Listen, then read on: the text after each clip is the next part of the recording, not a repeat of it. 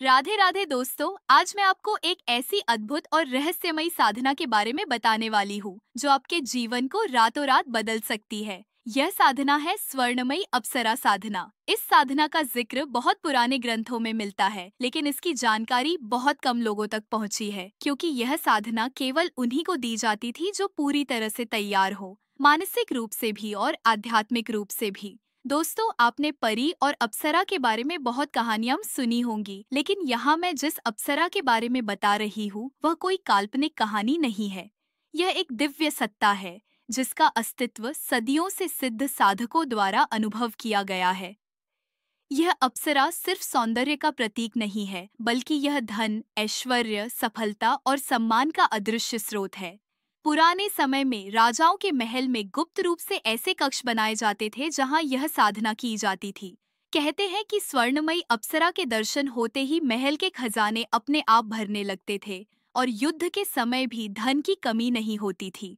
अप्सरा की उत्पत्ति और रहस्य। स्वर्णमयी अप्सरा का जिक्र वेदों और पुराणों में अलग अलग नामों से मिलता है। कहीं इसे रत्नप्रिया कहा गया है तो कहीं कनाकौती, लेकिन इसकी एक खास विशेषता है। यह केवल उन्हीं के पास आती है जिनका मन पवित्र, इरादा साफ और नियत में लोभ नहीं होता। कहते हैं कि इसका लोक स्वर्ण से बना है और वहाँ की हवाओं में केसर और चंदन की महक होती है। जब यह चलती है तो इसके पैरों की पायल की आवाज सुनाई देती है, लेकिन दिखाई केवल उसी को देती है जिसके पास उसका बुलावा पहुंच चुका हो। साधना का महत्व दोस्तों, यह साधना सिर्फ धन प्राप्त करने के लिए नहीं है। यह साधना आपके घर की नकारात्मक ऊर्जा को भी साफ करती है। जहाँ यह अप्सरा का वास होता है, वहाँ रोग, कर्ज और कलह अपने आप दूर हो जाते हैं। परिवार में आपसी प्रेम बढ़ता है और घर में लक्ष्मी का स्थायी वास हो जाता है। साधना कब करें? यह साधना किसी भी पूर्णिमा, शुक्रवार या गुरुवार की रात को की जा सकती है, लेकिन अगर आप इसे किसी बड़े पर्व की रात करें, जैसे दीपावली या अक्षय तृतीया, तो इसका असर कई गुना बढ़ जाता है। साधना की पूरी विधि। 1. साधना के लिए पहले अपने घर को साफ करें। 2. साधना कक्ष या कोने को गुलाब और चंदन की खुशबू से महकाएं। 3. एक नया सफेद कागज लें। 4. एक नई लाल या सुनहरी कलम लें। 5. अब इस मंत्र को साफ सुथरे अक्षरों में लिखें। मंत्र: एयुएम ह्रीं श्रीं स्वर्णमयी अप्सरा आगच्छ आगच्छ नमः। से मंत्र लिखते समय अपने मन में अप्सरा का सुंदर स्वरूप कल्पना करें। लंबा घेरदार वस्त्र, सोने के आभूषण और हाथ में स्वर्ण मुद्राएं। 7. मंत्र लिखने के बाद कागज को मोड़ लें और एक छोटे पीतल या चांदी के डिब्बे में रखें। 8. उस डिब्बे पर हल्का सा गुलाब जल छिड़क दें। 9. डिब्बे को अपनी तिजोरी, अलमारी या जहां आप धन रखते हैं वहां रख दें।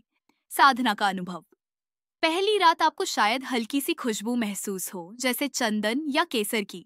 दूसरी रात आपको पायल की बहुत हल्की सी आवाज़ सुनाई दे सकती है, और तीसरी रात से आप देखेंगे कि आपके मन में एक अलग आत्मविश्वास और ऊर्जा आने लगी है। कई लोगों ने बताया है कि साधना शुरू करने के कुछ ही दिनों में अटका हुआ पैसा वापस आ गया, पुराने कर्ज उतर गए और व्यापार में अचानक बढ़ोतरी हुई। साधना के संकेत: कमरे में अचानक गुलाब या चंदन की खुशबू आना, तिजोरी या अलमारी के पास सिक्कों जैसी हल्की आवाज सुनाई देना, सपने में किसी सुंदर स्त्री का दिखना जो आपको आशीर्वाद दे रही हो, बिना कारण आपका मन बहुत हल्का और प्रसन्न महसूस करना। सावधानियां हो: मंत्र लिखने का कागज और डिब्बा किसी को न दिखाए। साधना करते समय मन में कोई लालच न रखे।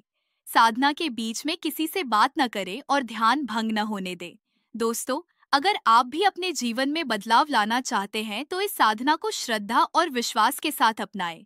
यह साधना केवल धन ही नहीं, बल्कि मन की शांति, घर का सुख और जीवन भर का सम्मान भी देती है।